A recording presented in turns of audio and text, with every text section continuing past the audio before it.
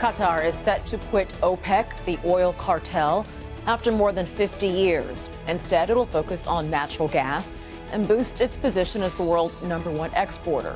So why now? What does it mean for the global energy market? This is Inside Story.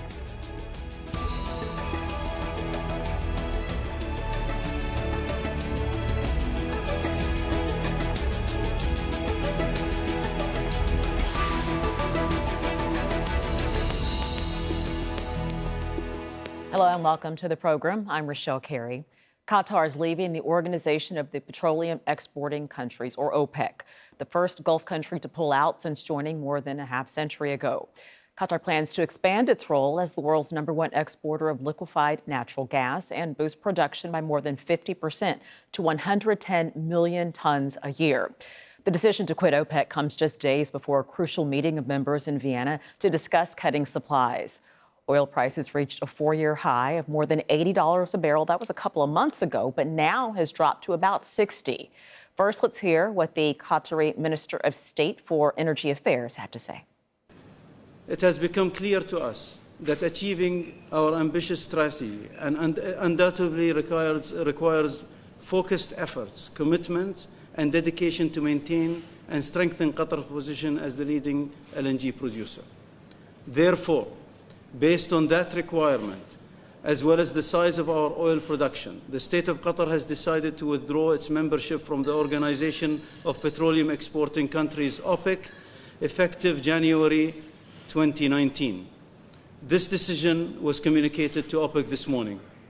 I would like to reaffirm Qatar's pride in its international standing at the forefront of the natural gas producers and the biggest LNG producer in the world, as the cleanest fossil fuel known to mankind, which has given Qatar a strong and resilient economy. OPEC was formed in 1960 by 5 countries. Qatar joined the following year. Now there are 15 members accounting for around 40% of the world's oil production. Qatar is one of the smallest producers. Saudi Arabia produces more than 10 million barrels a day. Qatar pumps around 600,000 barrels a day, but it is the world's biggest supplier of liquefied natural gas, 77 million tons a year, almost 30% of the world total, and it wants to increase that. Most of the LNG comes from 2 oil and gas fields, including the world's largest for natural gas, which is shared with Iran.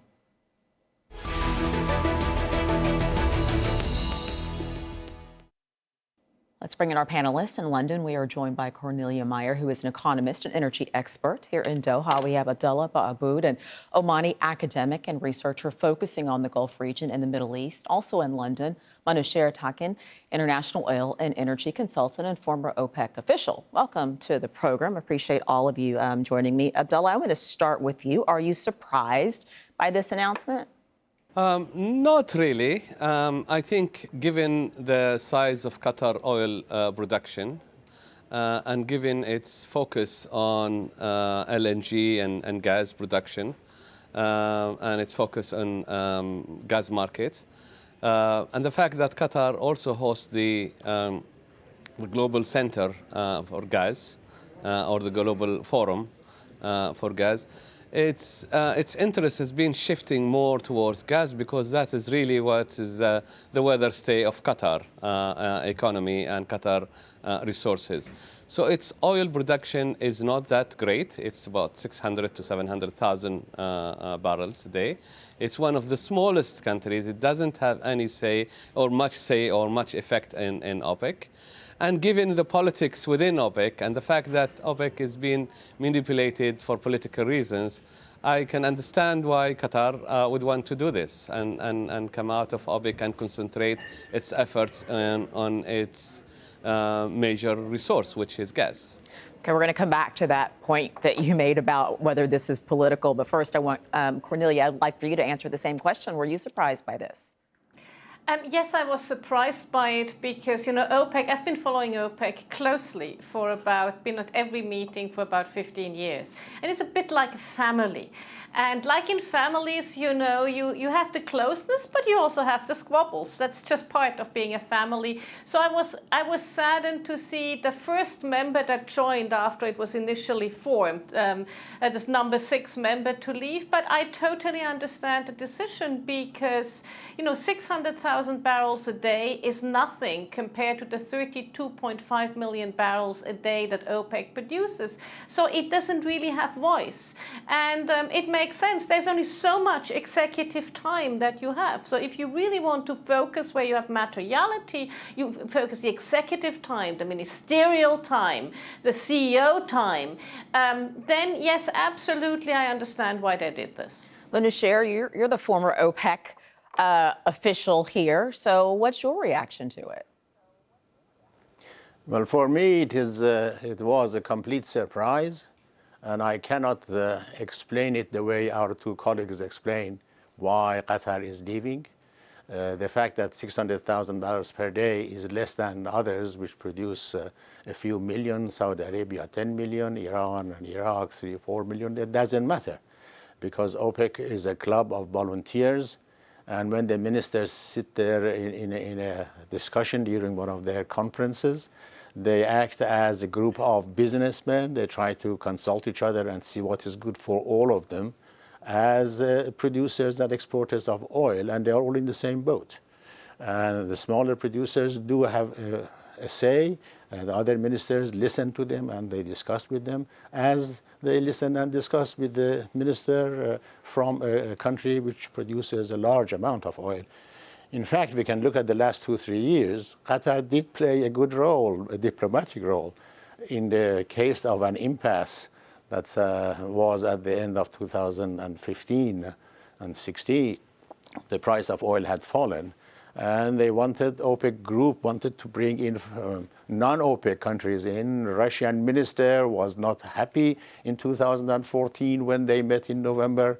But later on, diplomacy played a role of different countries, Saudi Arabia itself, but Qatar did play an important role. In fact, in getting the Russians and other non-OPEC coming in and having this present cooperation of OPEC and non-OPEC. So although a smaller producer, relatively speaking, but it did play a role. Okay, but obviously a lot has changed since then. There is the blockade. We don't know for sure that these two things are connected. But Abdullah, I want to put this question to you. The minister of Energy Affairs said this. We're not saying we are going to get out of the oil business, but it is controlled by an organization managed by a country. He didn't name a specific country.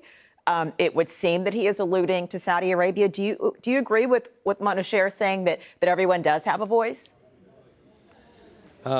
Everyone does have a voice within OPEC, but OPEC overall voice is basically the major producers, and that is Saudi Arabia. And in the recent years, Saudi Arabia has not been very sensitive to its partners within OPEC, and it's been deciding on its own to increase production or to reduce production. Sometimes, in most cases, for political reasons or because of pressures from the United States, or in this case, because Trump wants the oil prices to be down. And we have seen that even with the increase in the oil production of Saudi Arabia, Trump has asked for more. And basically, given its major role and given that it is a country that mostly decides the level of oil production, and without its agreements, other countries will not be able to come to an overall agreement. And given its sometimes, political, if you like, production and raising or reducing it for political reasons, I think not only Qatar, but I think some other countries are getting a sense, what's the point of working in an organization that we do not have a say and we do not, and our interests are not respected. Although... Abdullah, hold on just a moment. I could see Cornelia wants to get in on that. Go ahead. Sorry. Well, you know, I think yes. Obviously, I'm in between the two, in between the two views of that we had.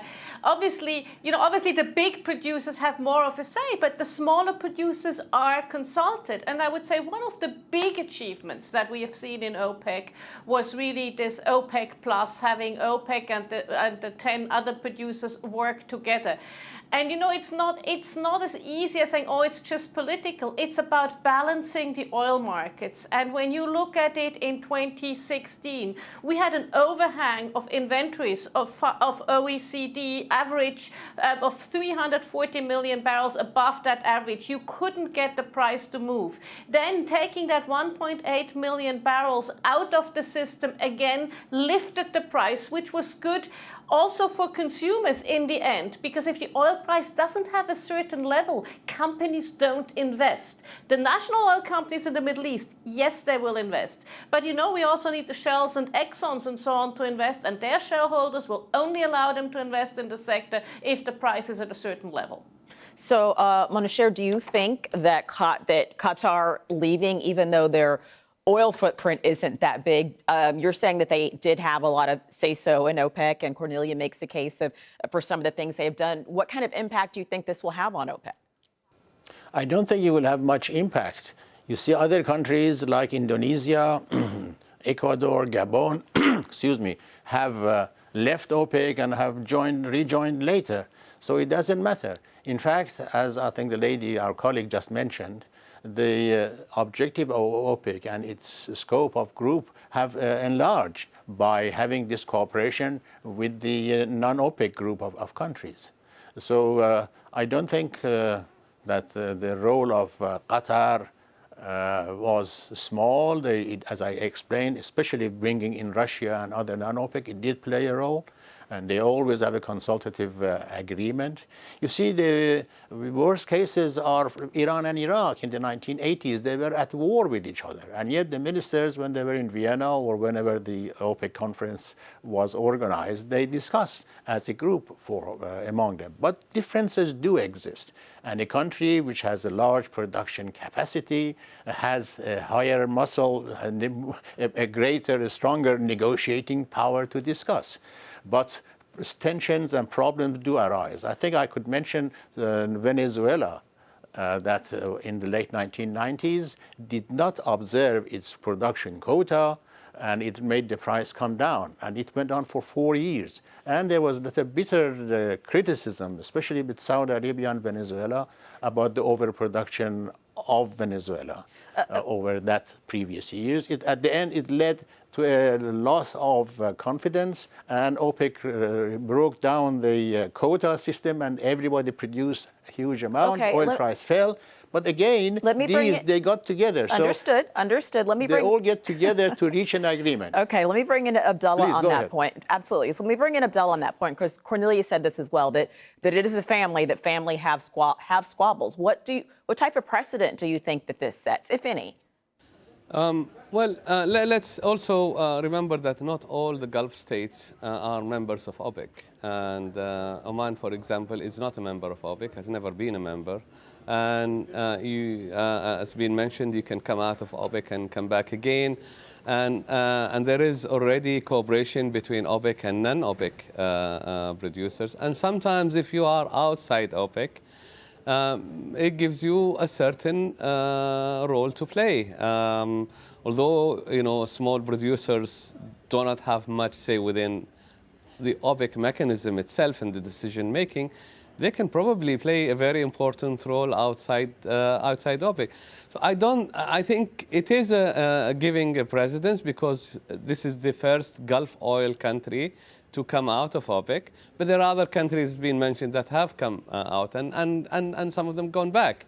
But I think it's also sending a message to OPEC that there are countries that are unhappy with the way that OPEC business is being handled by the large producers, sometimes contrary to the interests of the small producers. And if you are a small producer and you're outside OPEC, you probably have much more leeway and much more flexibility on your level of production as if you were inside OPEC.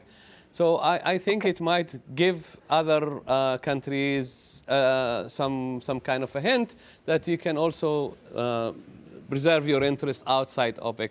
Well, I guess we'll soon see. Cornelia, let's talk about liquefied natural gas. That's what Qatar is known for. That's what they're saying they want to put more of their focus on. Can you talk to us about what the footprint that liquefied natural gas has in the energy market and how it's increasing?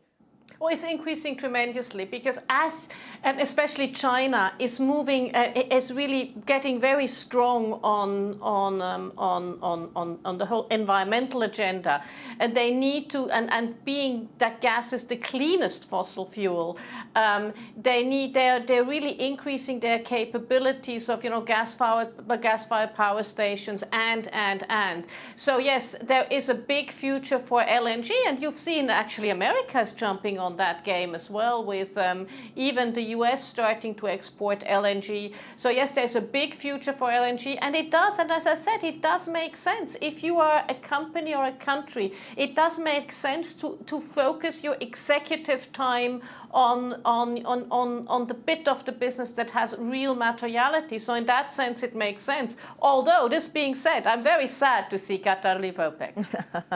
Manouchehr, is it apples and oranges when you're talking about OPEC and then creating a cartel when it comes to liquefied natural gas? Is it really the same, or how would it be different? What are the challenges there? Well, first of all, the two are different. OPEC is for crude oil, whereas, and it used to in the 1980s, used to actually decide on the price of oil. And then later on, since 1974 to 85, OPEC did decide the price. And from 86 onwards, OPEC controls and decides on the level of production, which indirectly does affect the price of oil. But the Group of Oil Exporters Forum, which is actually headquartered in Doha in Qatar, is not on price decision as OPEC does on the price of oil. It is not on the price of gas. Gas has a wider distribution in the sense that you have to have a consumer and a producer, or a group of consumers, making a joint agreement and a huge investment and commitment over long term, 20 years or so, for especially an LNG project.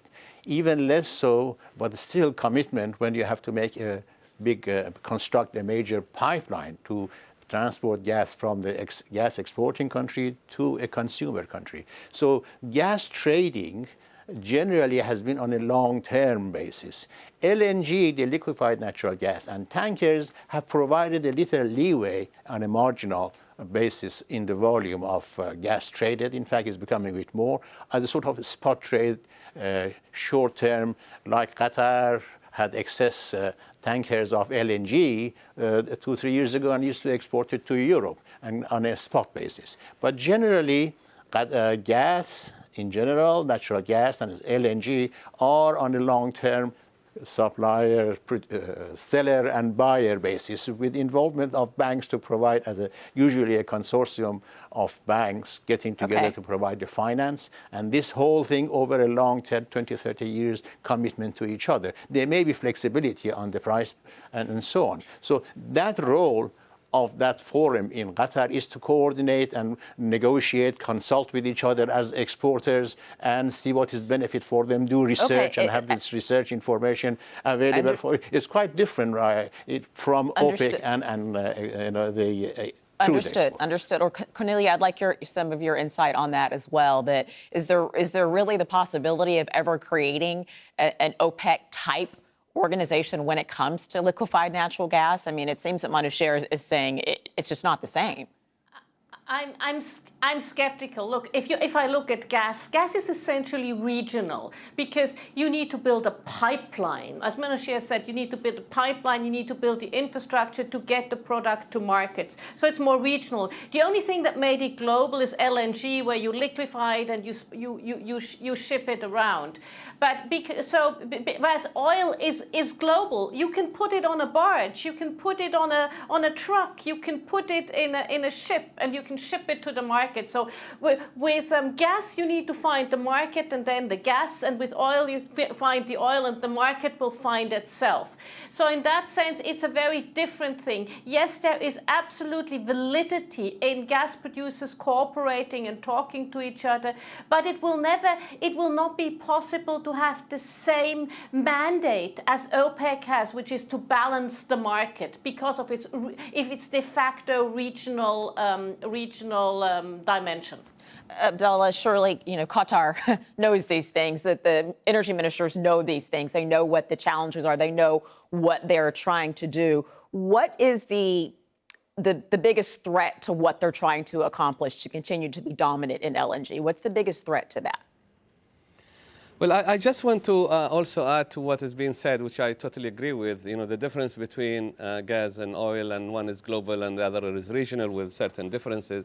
There is also the history of OPEC. OPEC came at a time when the oil-producing countries were dominated by international oil companies, and it was very important for these countries to get together to create an organization that can help their interests. I think gas came much later, and the market has changed. Not only that it is regional, but also the political situation has changed, and you don't have the dominance of the international, if you like, majors and determining not only the price, but also how much to they pay to the current countries. But in terms of what Qatar is achieving, the challenges for oil and gas still is there. Gas is probably enjoying a better prospect than oil, but the challenges are there. The shale gas is competing largely with LNG. The United States being the major producer, satisfying some of the markets. The main markets now is China and the East, but in the long term, you will have pipelines coming from Russia to China that will compete with the LNG market. So and Japan is also moving more towards nuclear. So there are going to be major challenges. Although I think oil is more challenged than natural gas, being the latter being, of course, a more cleaner energy. But I will not discount the challenges that gas and natural gas, but also LNG is going to face in the future. And I think Qatar wants to concentrate on this market and in this industry, given it's a small country, given the capacity of its administration and its government attention. It wants to pay more attention to LNG and to its to the main resource, if you like. Cornelia, go ahead. Yes, there's just in defense of oil. Oil demand is still growing by 1.3 million barrels a day next year, and 1.4 million barrels a day this year. The demand is forecasted to grow until at least the mid-2030s, and the demand comes. Oil is the fuel for transportation and for petrochemicals. From now until about 2030, 30% of the demand growth of oil will come from petrochemicals. From 2030 to about 2050, it will be 50%. So as long as we need petrochemicals, and as long as we need to ship freight and fly around, we will need oil. Manouchehr, I'm going to give you the last word on this. Is OPEC still as relevant as it once was? Yes, I think OPEC is relevant. As we just heard from our colleague, oil will still have a demand for it for the next 20, 30 years. Gas is important because it is growing relatively at a faster rate. It's expected to grow at a faster rate than oil in the next 10, 20 years. And it has the image of being, which is true, a cleaner sort of energy, a source of energy. But oil is important, and the price of oil will be subjected to these ups and downs due to excess supply and demand or politics. And I think being a member of an organization like OPEC would have been very good for Qatar to remain. And I'm still surprised. I cannot convince myself these reasons why Qatar is leaving leaving OPEC, because it does have enough resources technically and financially to be a member of OPEC and also concentrate and expand its resources on its main business, which is LNG export. Well, I appreciate your honesty about the questions, and I thank you all for this dialogue very, very much. We'll have to see how this all plays out. Thank you to Cornelia Meyer, Abdullah Baabood, and Manouchehr Takin. Thank you all, and thank you for watching as well. You can see the program again anytime if you visit our website, aljazeera.com. For further discussion, go to our Facebook page, facebook.com/AJ Inside Story. You can also join the conversation on Twitter. Our handle is @AJ Inside Story. From me, Richelle, Carey, and the entire team. Bye for now.